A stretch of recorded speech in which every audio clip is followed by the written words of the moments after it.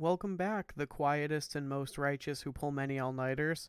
Professor Negative D here, and today we are going to go through the process of building your first deck. Enjoy.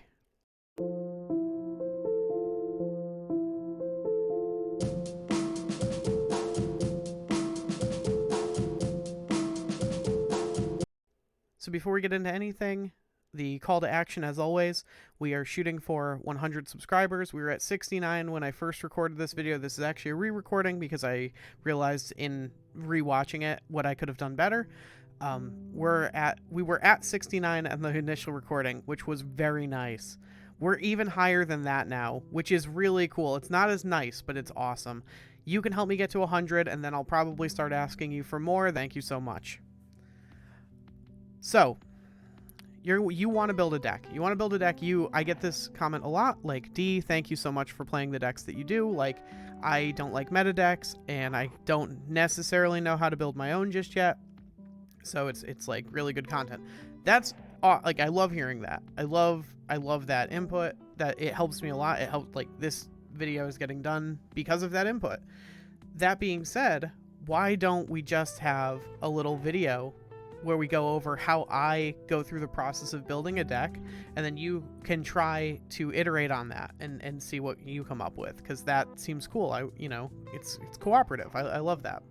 So the first thing I do is define either the win condition or just the card I want to play, right? And those aren't necessarily the same.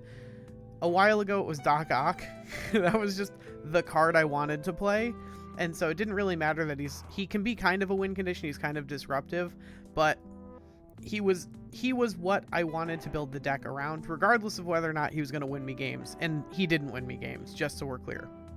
So I was thinking, I just opened Luke Cage, and more than once I've talked about how this card isn't very good and you shouldn't play it. So I figured, why not build a deck around Luke Cage? And we don't even really have all the cards. Like, if you have perfect knowledge of all the card pools like I do, because I am not a mere mortal, you would know that we don't have all the cards, but that's okay. We're also gonna take that into account, right?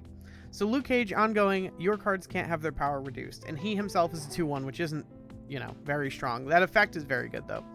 If you want to build a Cerebro deck, he's a really good include, because he stops your opponent from hitting you with Scorpion, and he stops any of the locations that reduce power from affecting your Cerebro, like, in the future, right? To note, and I've brought this up before, if he gets Silence, if he gets Enchantress, or worse, Rogue, your cards will regain the -1s that they would have had. This doesn't proactively stop them from getting -1. It stops them from being affected by the -1s that they do get. So that's, like, an important distinction. Okay. So, obviously, if we're including Luke Cage, we're going to do Hazmat. We're going to make this a Hazmat deck. This is another card that I'm not very hot on. I love the effect. I think this effect is so cool, but I don't ever see it working. I just don't. But that's what we're doing today. So, okay. If we're doing Hazmat, we need them to have cards, right? So, there's a couple ways we can do that. Again, this is where us missing cards is real. We don't have Green Goblin, and Hobgoblin is kind of coming in too late. We might include Hobgoblin, but what we do have is, what do we have? We don't have anything. Okay, we have Viper. Okay, so we can give our opponent one of our cards. Now, Viper would be really good if we also had the Hood.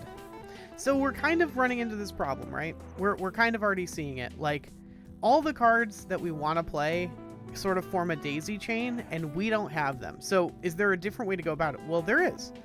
We can... Oh, you know what we can do? We can Doc Ock to put 4 cards into one of their lanes, right? If we want to... Okay, so we need cards that have high power, because we want as few cards with as high power as possible, so that, we don't want to play things like Brood or Mr. Sinister, but we do want to play things like Lizard, because Lizard only gets -1 when you play Hazmat, but your opponent has to play a bunch of cards to beat the Hazmat, to beat the Lizard. So, even them putting 2 cards to beat Lizard puts you up when you play Hazmat. What else? Let's play something like... Zero's got okay power. No. Oh, you know what? We could play Black Widow. That kind of forces them to play out that 1 cost. And you know what? If we're playing Black Widow, why don't we play Viper? We can give them the Black Widow. With the Viper. We can play Viper on anything where we get like a squirrel or raptors or whatever. You can just Viper that over to them, not really worry about it. And it's not great as a 2/3, but it's playable as a 2/3. Oh, here's a secret tech, Invisible Woman. So if you have Invisible Woman and you fill the lane behind her, right? Your cards are not revealed till the end of the game. And you fill the lane with 4 cards. On reveal effects will affect her, but they will not affect the cards that haven't flipped up yet. So if your opponent like enchantresses your Invisible Woman lane, she will lose this ongoing effect, but then the 3 cards under her will flip up and they will still have their effects because they weren't there. They were, it's like they were face down when Enchantress got played because they were. Okay? So we got all that. Do we want to double down and go Scorpion or what is it? Iceman? No, those I don't think those are good enough. We really don't want them. We don't want to play out just 2 power cards that don't do anything else. So what else then? What else? We want... Oh, you know what? Let's play Wong. And we'll even eat our words and play Odin. Right? So you can like double it up. If you are ahead, if you just have 1 less unit in 2 different lanes, Wong, Hazmat, Odin just wins you the game. Usually, right? And they can keep playing stuff out and you're just fine with it because you'll just keep reducing their power. Now, the second part of deck building, as far as I'm concerned, is stopping at this point. I didn't always do this. Educated Collins and Jeff Hoogland, their videos very much informed this decision because you might be tempted to be like, cool, let's just finish it out. We got 3 more cards. What else goes good with what we're doing?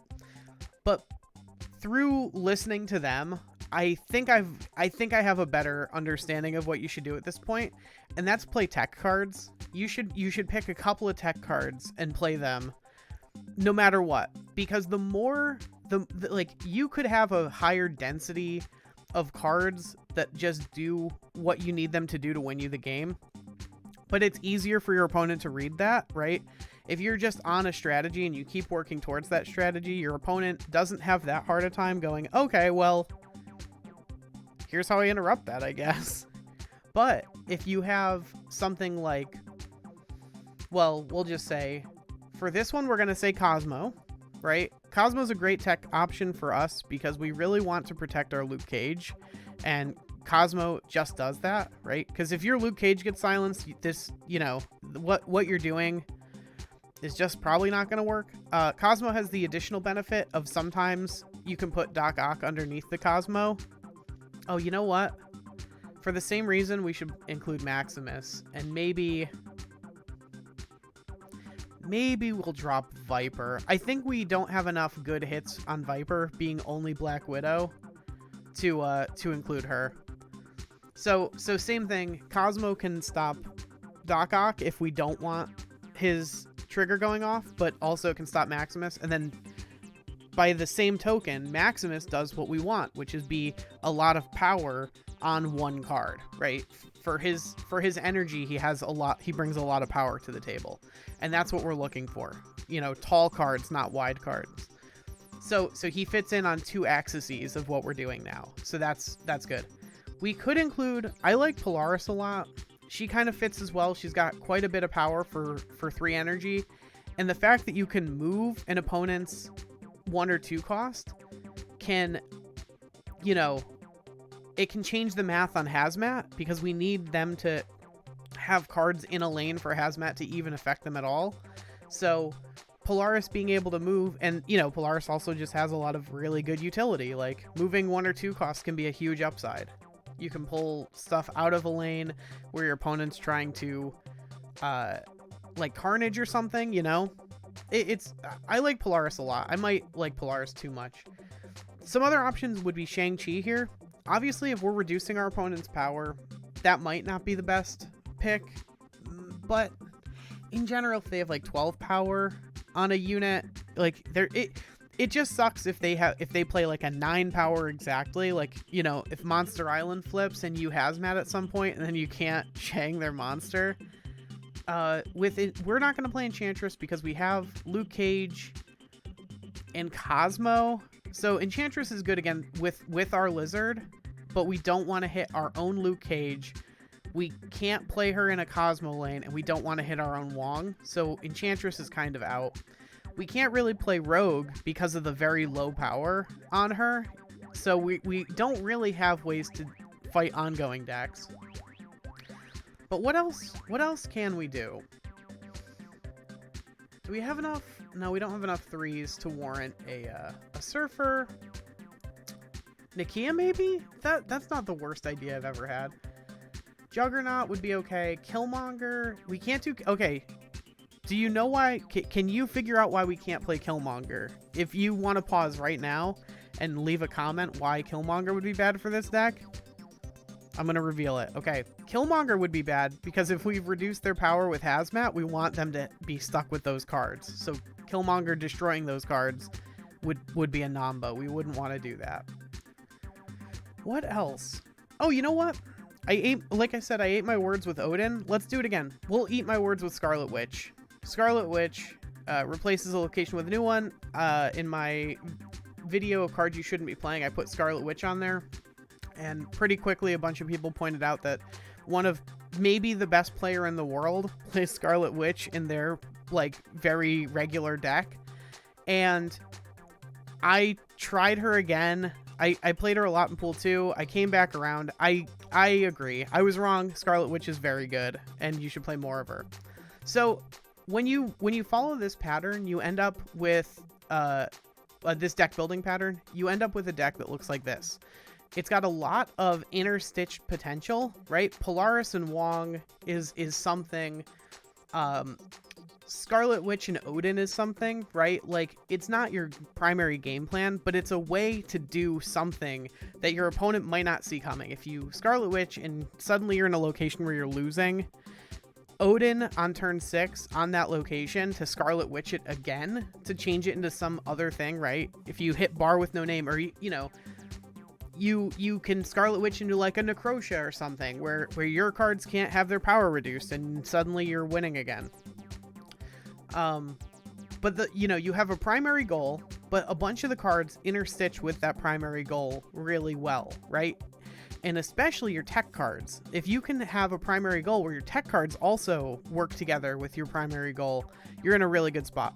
Now, do I think this deck particularly is well positioned? That's a totally different question. I don't right now. Although I did talk about I released a short today about the feature location, and Hazmat gets a nod to the feature location, because if your opponent is rushing to fill a lane and then they get a copy of their opening hand, Hazmat does something there, right? Your opponent put 4 cards into a lane, so prima facie Hazmat is going to reduce that lane by 4. So it's something. Now might be the time to try this deck, if only because it has some amount of play regardless, and then additionally it can take advantage of the feature location. But in general, I build decks like this not because I think they're very well positioned or whatever. I build decks like this because I want to play Hazmat and Luke Cage, right? Like, if that's what I was like intent on, that's how I would go about building this deck. So now you have some insight into that, and I hope that you found this video enlightening, enriching, and elucidating. And if you did, the best way to let me know, and to let me know to keep making content like this, is to leave a like and a comment. Comments are great. Like I said, this whole video came about because of some comments about how they wanted to see decks that were like this. So thank you so much for watching. I hope you have a great day.